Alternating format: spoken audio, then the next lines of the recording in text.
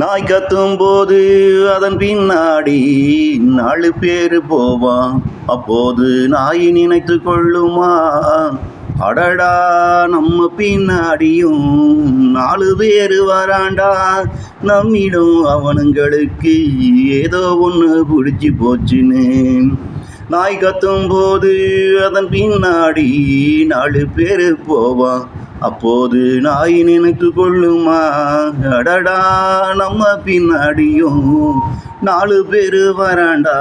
நம்மிடம் அவனுங்களுக்கும் ஏதோ ஒன்று பிடிச்சு போச்சுன்னு.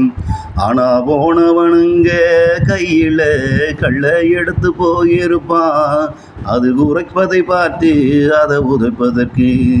ஆனா போனவங்க கையில கல்ல எடுத்து போயிருப்பான்.